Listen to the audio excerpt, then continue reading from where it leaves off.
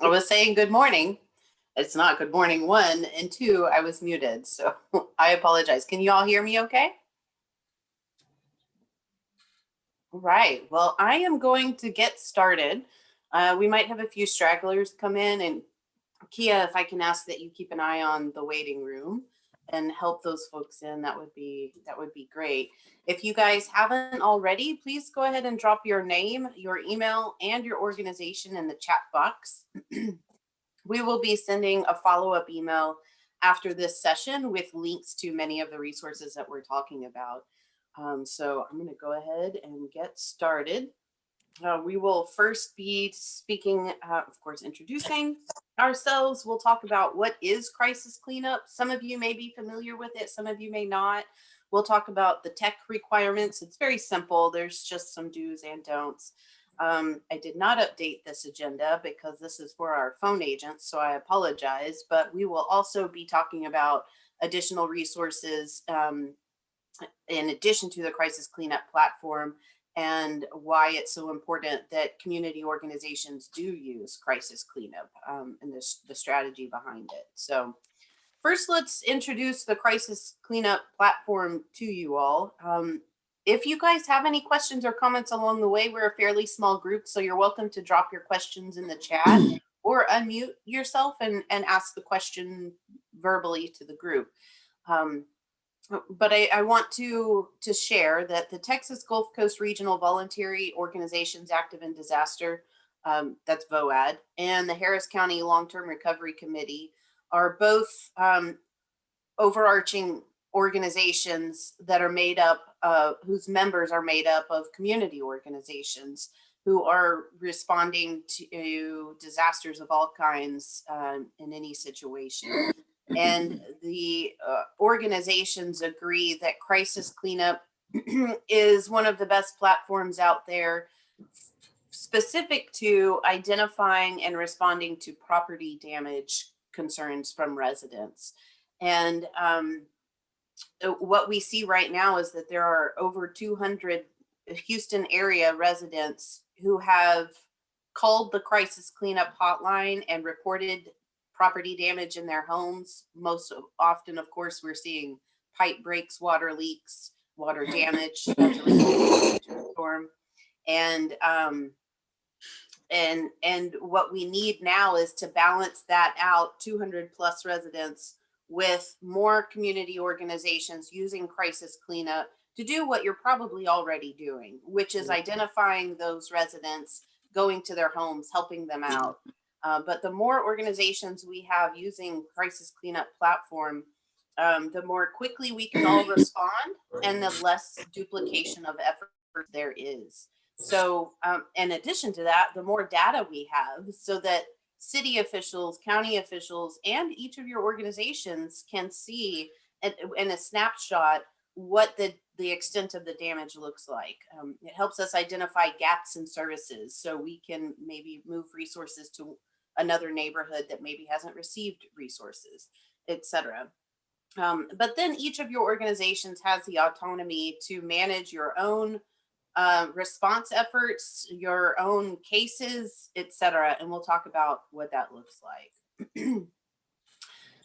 Technically, the crisis cleanup platform is a web-based portal where, again, residents can report their property damage and community organizations can see those reports, claim those reports, respond to those reports, and then update the status of those cases and those reports based on any work that you might have done.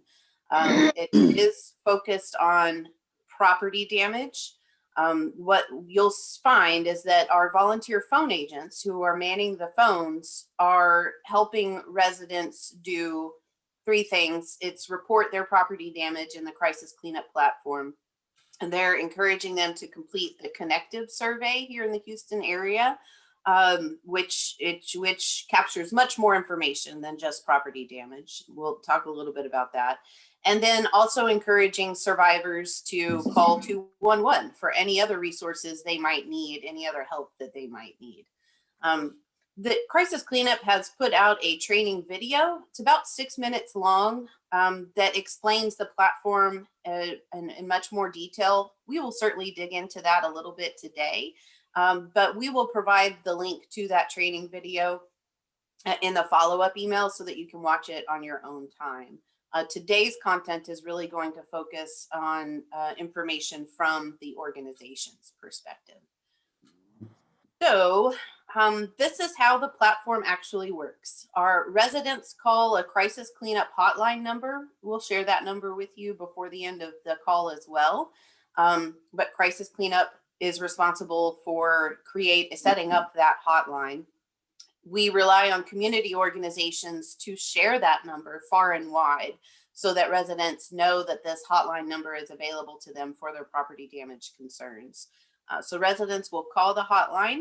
We have about 30 active, for this particular disaster, 30 active volunteer phone and agents answering calls and calling residents back to get updates and details. And those agents are the ones responsible for actually entering the resident's case into the system. And when that happens, a little dot will appear on a map, and we'll look at that in a minute. Once those dots on the map are populated or the cases are logged, community organizations who have registered with Crisis Cleanup can claim a case or maybe just part of a case.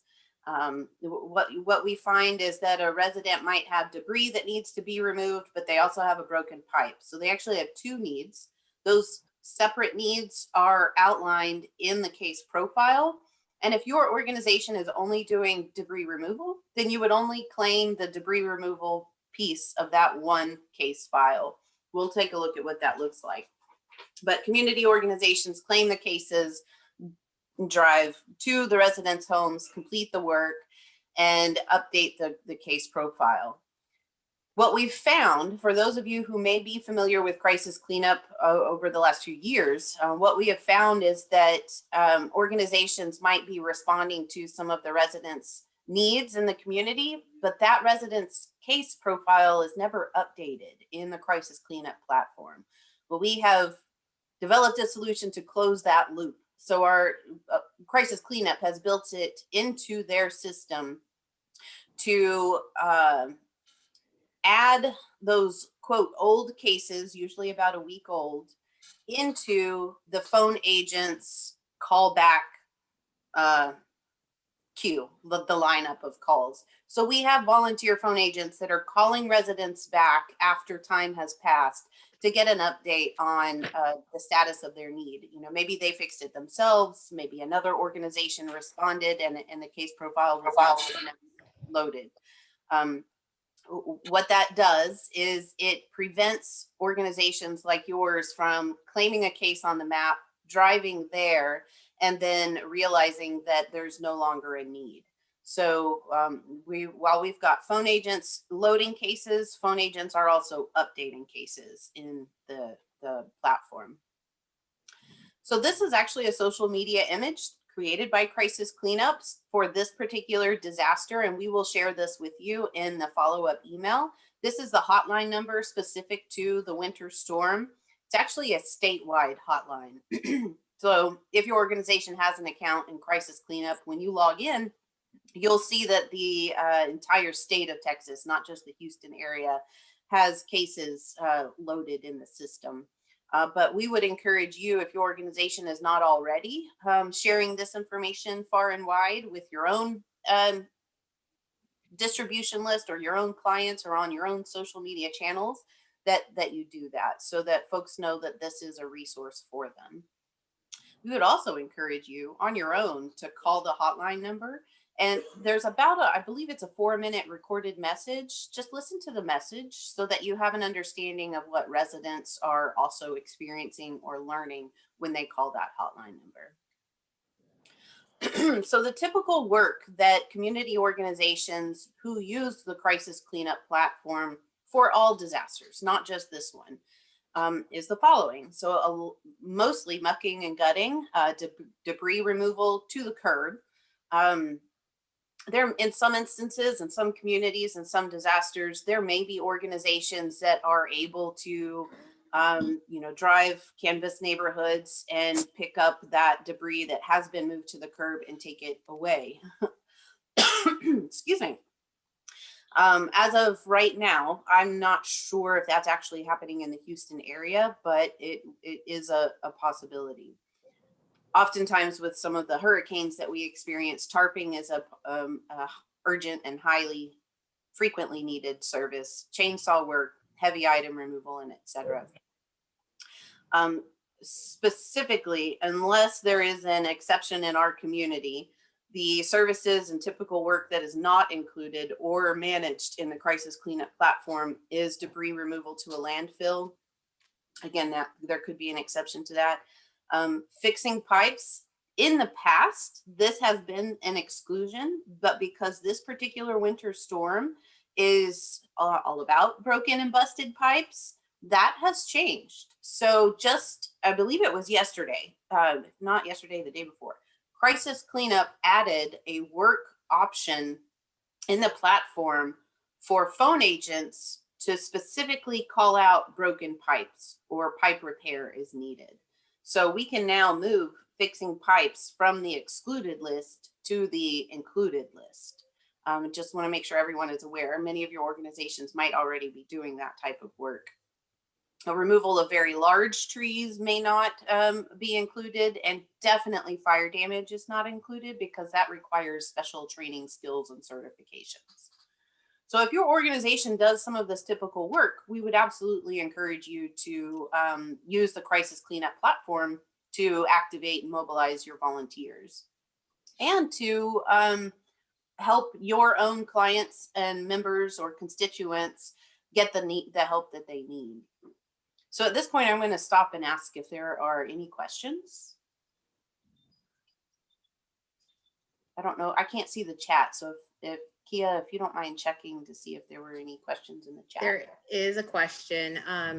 Does it require a licensed plumber or do we provide any training? So that's a great question. And it's really dependent on your organization. Some organizations have already enlisted the help of certified plumbers or already have those folks, those specialized skilled workers on, working with or for them. And so in that case, those organizations could claim and respond to the cases in the platform that note a broken pipe or pipe repair is necessary. But that's not something that Crisis Cleanup or Volunteer Houston provides. But we can connect you with organizations who may be able to help you find those specialized skilled workers to work with if your organization is interested in that. Hey, Brooke, also on that, we're redirecting plumbers to our local coalitions that are volunteering and coming into town. However, obviously they can't get to every home that's necessary. So many times for the more complicated cases, we bring them in, or to have them come in at the very end and just kind of double check, or to provide guidance in advance, because many times it doesn't take a lot of skilled, it takes, people that know their way around, plumbing fixtures and that kind of thing, but it doesn't necessarily take a licensed plumber. But it's always great to have that person either give guidance up front or double check on the back end or be available by phone. So that's one of the ways our coalitions are working with the congregations in their areas to expedite the repairs without having to have a plumber on site. Oh, it's muted. Thank you, Tommy. And I'm sorry I didn't see you on at the very, very beginning, so I skipped over it. But do you want to give a quick introduction for you and Houston Responds so everyone knows how your organization can help out as well? Sure. Sorry, I got on a few minutes late. And you'd done such a good job of getting started. The Houston Responds, we help churches engage in disaster response. So we have coalitions across Greater Houston. Each one of those coalitions has a coalition leader that works with the congregations to help them work together for crisis response in these disaster times. So some of those coalitions are centralizing so that volunteers can just come to their central location, and they're sending them out as teams to go serve. But they're also then working with individual congregations as they go out and do it as a congregation. So they usually work in both ways.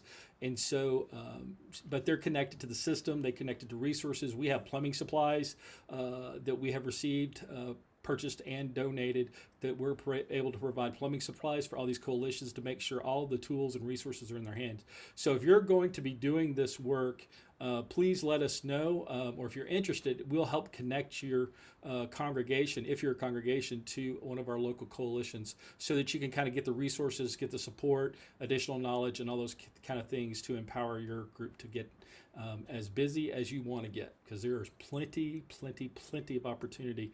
I think in crisis cleanup there's a couple hundred, but I know our coalition's private list and some of the other larger churches, it's well over 1,000 people that are still requesting help. So, and that list is growing. So, Thank you, Tommy. That's it's shocking to hear that the numbers are so high. I'm one of the lucky ones, didn't have pipe damage, and so out of sight, out of mind in many ways. But what we all know is that there is definitely still a need. So thank you for that, Tommy. And I did include the services and resources that you mentioned on another slide, so we can talk about that again in more detail. Were there any other questions before we move on? Hey, Brooke, there is. So for example, if there's a deep freezer, like a small one that needs hauling off, will they be able to take it? The suggestion there is, we can't speak for all of the community organizations who are using crisis cleanup to respond. What we can say is that the phone agents are trained to set the expectations of the residents and survivors who are calling the hotline. And so what would happen in that case is a resident would call, report their need. The phone agent would clarify that we can't guarantee who or when an organization will respond, but the best way to get help is to get them on the map.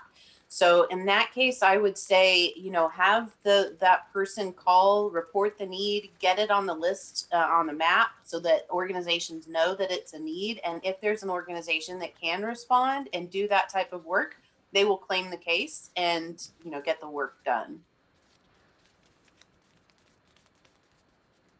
Any other questions? Okay, we'll keep going, but along the way, please stop if, here it is, if you guys have any other questions. So what we're asking all organizations to do is to help spread the message, to ask residents to do two things. The first is call the crisis cleanup hotline number if they have property damage.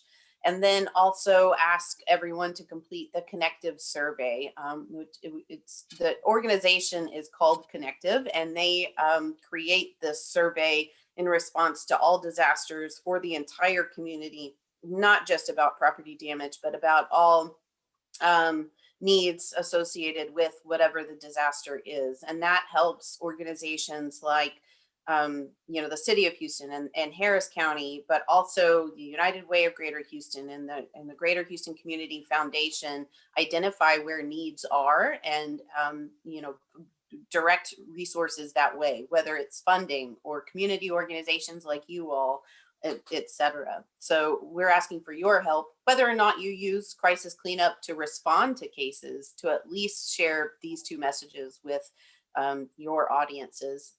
And again, we'll include this information in the follow-up email. As Tommy mentioned earlier, Tommy, I just learned about this morning, that Houston Responds can connect organizations that are responding to some of the plumbing repair needs with supplies that are necessary. Is that true? Am I saying that right? yes, we're trying to keep that fairly private, but organizations like this that are going to be serving these families, we can make sure that they get the plumbing supplies that they need. In organizations, we're trying to keep individuals from contacting us for those kinds of things. But if you're working on a few houses to dozens of houses. Right now we've got the supplies to give out, and hopefully we'll be able to keep that up through a partnership with David Ripley Homes. Always have to bring them up because they did it, we didn't. Awesome. Yeah, and to clarify, this is for organizations, not for individuals. Yes. Okay. All right, cool. And then also the Houston Tool Bank, I think I saw Nancy on the line. Houston Tool Bank has tools for your organizations to borrow, I believe at no charge. Nancy, are you on? Yes, I'll be very quick because, of course, as you call me out, somebody's pulling up. But we are offering all of our inventory free for any disaster-related tools. I will drop my email in the chat box for anybody that has any questions. And I'll also drop our inventory list, but that includes like mucking, gutting supplies. We have debris removal supplies. We're working on getting plumbing supplies. Brooke, I'll send you an email if we do get any. That way you can send it to your network. But I'm going to drop my email in the chat and that inventory list. Feel free to email me if you guys have any questions. Excellent. Thank you, Nancy. And yes, I will wait to get that information from you before I send the follow-up email to this group so that you all have that resource easy to find in your inbox. And then lastly, if you guys are looking, I know many of your organizations already have volunteers that you're mobilizing or that you work with on a regular basis. But if you have a need to recruit new volunteers, or if your organization is coordinating your own in-kind donation drive and you want to promote those opportunities to the general public, Volunteer Houston operates the virtual volunteer reception center for Harris County, and you can post all of that information in the Volunteer Houston portal, and it will be populated in that single list of opportunities that are all specifically related to the winter storm. Local media stations are promoting that link, so if you want to get a little extra exposure, I would recommend that you post that in the portal. And Kia, who's on the line, would be your main point of contact there. But again, we'll share that information with you in the follow-up email. Any questions at this point? Hey, Brooke, there was a couple. When the plumbing is done, is sheetrock replaced also?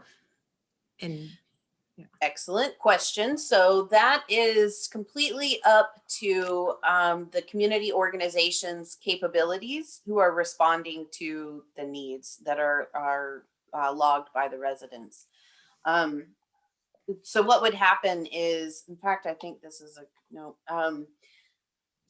What we're seeing right now, after sitting in a couple of the disaster committee meetings this morning, most community organizations are responding to the most urgent need of getting water turned back on in residents' homes. And so that means just fixing the pipes. But again, what would happen is that resident, that survivor would call the hotline and say, I have a broken pipe and I have soggy walls. And those are two different needs that the phone agents would log in that person's case file. So then an organization like Habitat for Humanity might respond and just claim the pipe fixing ticket, and the wall fixing ticket would remain open. And so it might be a couple more weeks before a different organization returns to repair walls, but it is absolutely a possibility. Again, we just can't guarantee survivors or residents when or who will respond, but the best way to get them help is to get their case loaded on that crisis cleanup map. And was there another question? yes. Does that include the garbage bags? Are you mean like from the tool bank or from Houston Response? I think that's what that was directed to.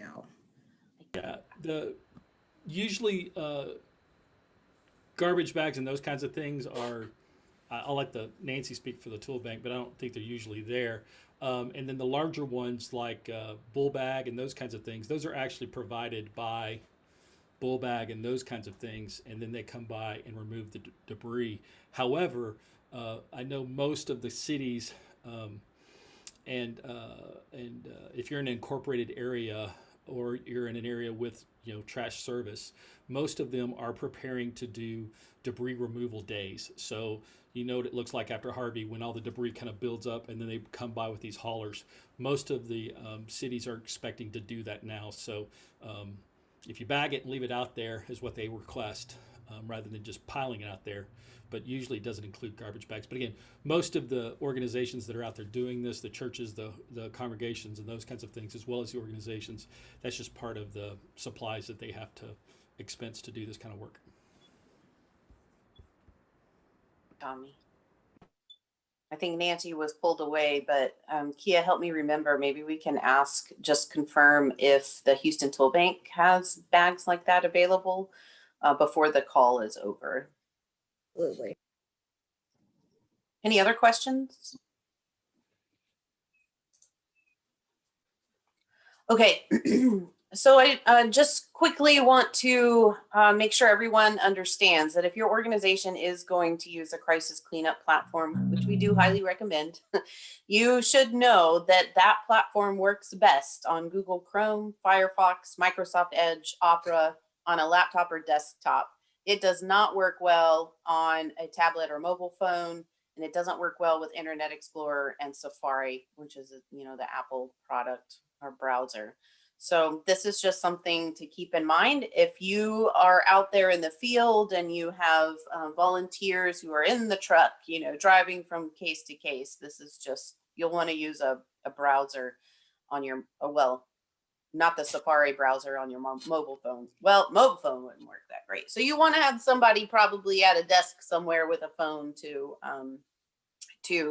communicate with the folks who are out in the field. So as far as registering your organization on the crisis cleanup platform, it's important to note that only relief organizations and government entities will be allowed to create an account. So what you'll see here in this screenshot that when you go to the crisis cleanup login page, there's a yellow register button in the bottom left corner. That's how you can get started. But note that after you fill your application out and submit it online, a member of the crisis cleanup staff will vet your organization before they grant you access. So it might take a day, maybe two. I don't know how busy they are. Sometimes it is the same day. But just know that you won't have access until you get a call from someone at Crisis Cleanup who is getting more familiar with your organization, how you operate in the community, etc. They do that to protect the integrity of the platform. If we had just a bunch of, some of those pop-up nonprofits that register in the immediate response to a disaster, they might not be established and organized enough to respond effectively. And so that is why the crisis cleanup staff vet organizations before granting you access. Once you do have access, you can add as many of your team members as you'd like. So you might have 10 staff, half are in the office, half are in the field, whatever the case may be, everyone will have access to your account in the platform. Any questions there? Hey, Brooke, let me add to that. One of the reasons they do this is, and just be careful for you as an organization, is because of unscrupulous people that say they are contractors getting access to the database and therefore calling these families. So they know the need, they can represent themselves as crisis cleanup. So that's an issue number one. But also number two, especially for congregations and houses of worship, they just want to make sure who you are and that kind of stuff. Or if you will include Houston Responds in the notes of your application, and they'll verify with us that you're connected. But if you are connected, then that will kind of expedite the process for them because they already know that we know who you are. So, and that's the biggest thing. They just want to know who you are and that you exist and that you're gonna, serve homeowners appropriately. Thank you, Tommy. Any other questions, comments here? Okay, then quickly, how are we doing on time? I think we will go through the rest of these slides, and if we have time, I will share my screen, log into the portal, and we can browse around so you see how it works. But what you see on the screen now is a screenshot of, on the left-hand side, you'll see the work icon. This is what will populate this map. You can zoom in and out of the map. I mean, it shows you the entire country. If the closer you zoom in, the more details you will find on that particular case. You also, as an organization, have the ability to add new cases. So if your members, congregants, whatever the case may be, are calling you, your organization, for help, as opposed to the crisis hotline, you have the ability to add a new case to the map without asking the resident or the survivor to call the hotline. So it's pretty self-explanatory. There's several fields here. On the right-hand side, you would scroll down and there are many more. If you are adding a new case and you're also planning for your organization to respond in the field to that particular resident, you would click claim and save as opposed to just save. Claim and save means your organization is claiming that case, entering and claiming that case, and that you are going to drive to that house and do the work. Saving it will populate it on the map so that another organization can see it and respond to it if they are able. Tommy, do you want to add any comments to this particular screen? If not, that's okay. He had to log off. He sent a Oh. message to log off. Okay, thank you, Kia. Are there any questions then from the audience at this time?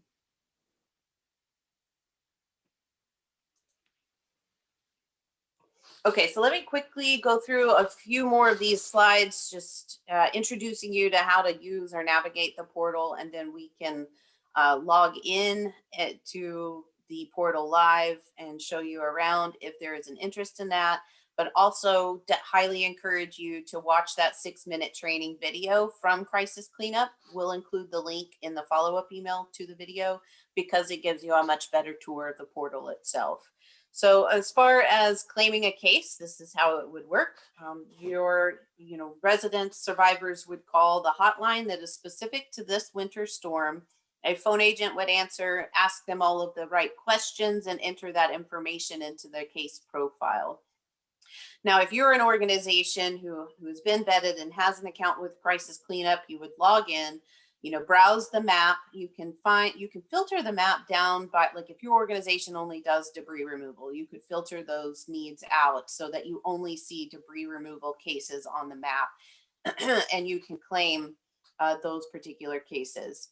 You've heard me mention earlier that, one resident or survivor might have 3 different needs.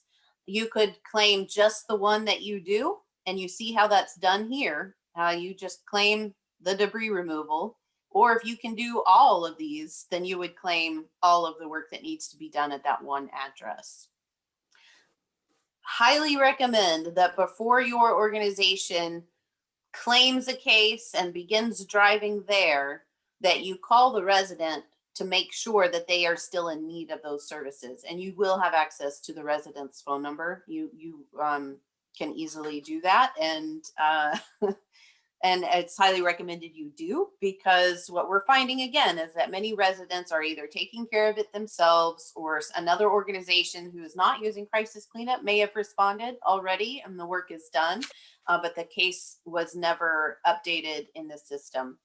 If you do that, I highly recommend that if you call a resident before you travel and you find that their case is already completed, we are asking that you go ahead and take the initiative to make that update to the person's profile. So this little red box here with the down arrow, currently this debris work order is open and unassigned. If you call the resident and they say this is already done, you can click the down arrow and you have the ability to change the status of that particular work order.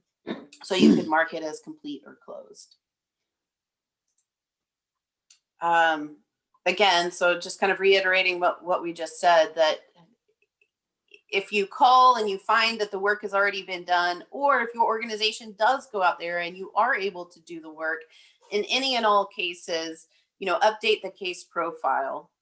There is also a section where you can enter just free form notes, additional information in addition to updating all of these statuses. And so the more information you can provide, the better for anyone else from your organization who is using the platform, the better for the resident, the better for other organizations that are responding and looking for ways to help.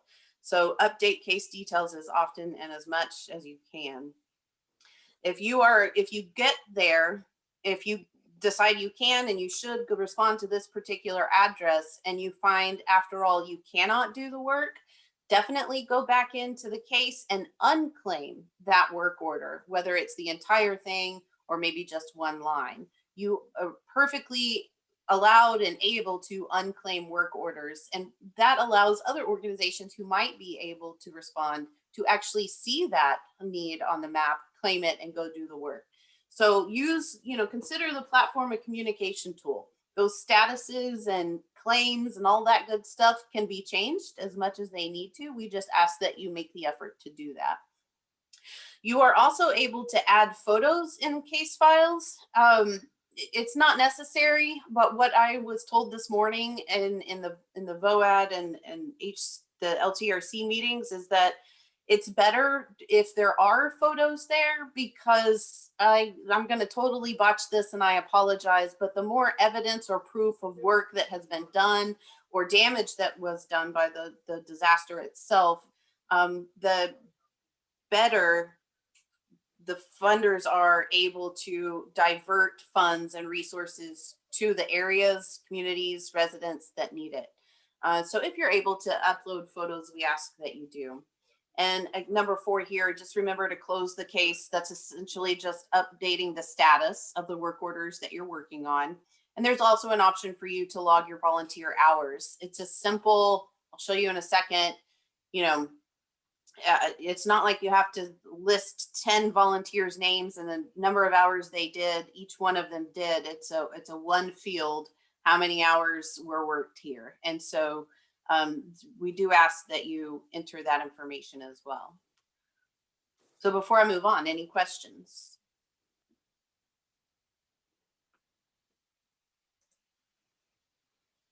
Okay, so this is the Connective Survey that we mentioned earlier. Again, we're asking if your organization is not able to actually respond to pipe repair needs, debris removal, muck and gut, that type of stuff, we would also ask you to at least share information with your audiences, and that is make sure they have the crisis cleanup hotline number and that they also have the link to the Connective Survey. Again, Connective is the name of the organization, and they launch a survey immediately after every disaster that hits this area, and collecting data that enables our community to better advocate for more resources and funding, critical to meeting the needs of our residents and of the organizations who are responding to help those residents. So again, we'll share this information with you in the follow-up email. A couple of other things that are just good to know about the platform. I've been saying residents, but if you're tempted to use the term victim to describe the folks who are calling, we actually prefer that you use the term survivor. They are a survivor, and it's not as harsh and traumatic to hear the word victim. I mentioned earlier, but definitely our phone agents are setting the expectations of the survivors who do call. But if your organizations are interacting with the survivors, just remember to share with them that if your organization was not able to complete all the work that needed to be done, it's okay to say we cannot guarantee or promise who will show up and when they will show up to finish the work. But the best way to do that is to make sure they're on the map, and their case, if you're in the field responding, their case is already on the map. So it's okay to share that information and to clearly set their expectations. Just remember, crisis cleanup is not for fires or for rebuilding. It is for repair. And I don't think that we have many, if any, cases of fire damage. So that's not a concern for this particular disaster. Remember to add very detailed notes for each case. If there's something that you cannot help them with or that is not property damage related, I recommend that they call 211. That hotline is staffed by the United Way of Greater Houston, and they have access to so many other resources that are not just property damage related. There is a help button in the crisis cleanup platform. So if you're having tech issues, use it. They definitely ask that you do. If you're having problems, it's likely someone else is. And the more they know and are aware of those issues, the quicker they can fix them.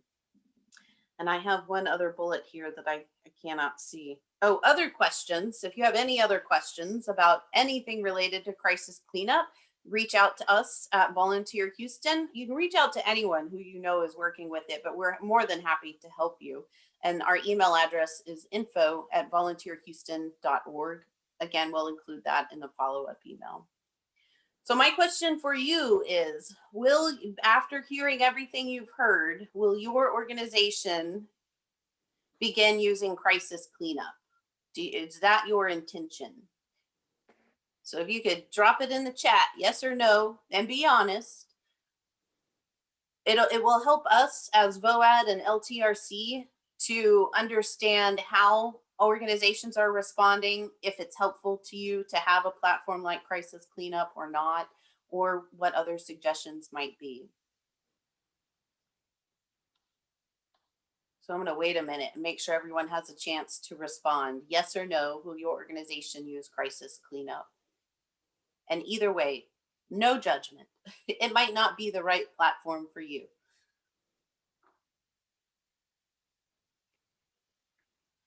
While folks are responding to that, are there any other questions? I have one quick question. I see that the Zoom meeting is being recorded. Are you going to be sending us the recording afterwards? I can, yes, absolutely. Because what we're finding is that we're continuing to spread this message and schedule these Zooms, and we will continue to do this as often as we need to, not just for this disaster, but even for future disasters. But sometimes it's just easier for folks to watch a recording. So yes, we will be sharing the recording in that follow-up email as well. And Nancy, I'm glad you're back, because we had a question for you. I think you stepped away. Is Houston Tool Bank providing any of the big trash bags? Contractor bags? No. So we've never dealt with trash bags before. We don't deal with anything like hardware or anything disposable, just because we have issues with getting like leftovers returned and stuff like that. But as far as contractor bags go, as somebody that had to deal with a plumber myself, they're just super hard to find right now. We tried to go ahead and locate some to see if we could be like a hub for people to pick up contractor bags, and they're just we would have to get them shipped from out of state. That's how in demand they are right now. I would say give it a week or two. They're going to start coming, and things will start filling up again, kind of like after the pandemic with toilet paper. But yeah, I would say it'd be another week before you can easily get your hands on some contractor bags. Okay. All right. Thank you, Nancy. Were there any other questions?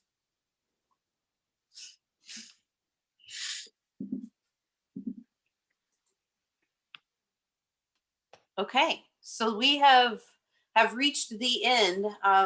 Your next steps, again, we'll include this in the follow-up email, but watch that 6-minute training video from Crisis Cleanup on how relief organizations can use the Crisis Cleanup portal.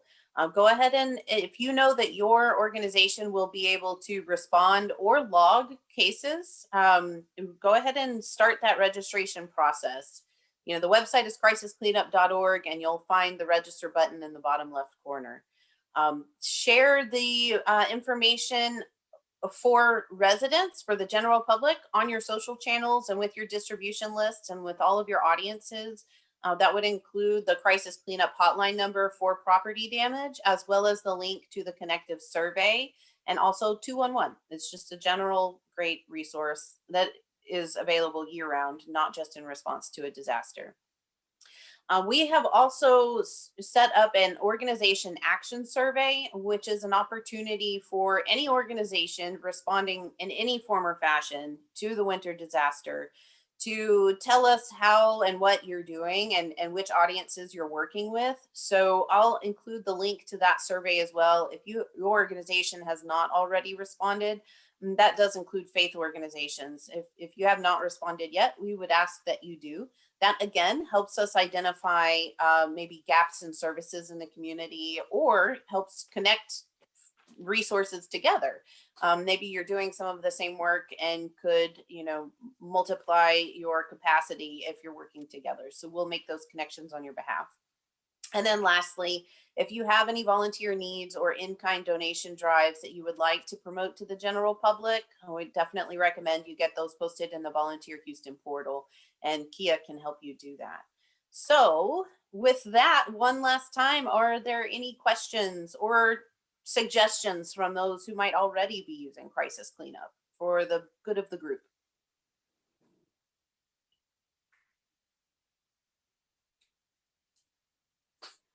And Kia, I guess that means no questions in the chat either, huh?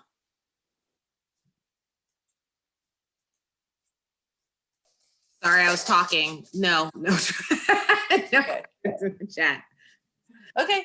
All right. Well, thank you all for taking time out to listen in. We'll make sure that you have all of the resources that we talked about in a follow-up email, including the recording to this particular session. And thank you for all that you're doing, even if it's not property damage related. Thank you for everything you're doing in response to this disaster, but most importantly, year round. So good luck to everyone and let us know how we can help. We will talk to you later.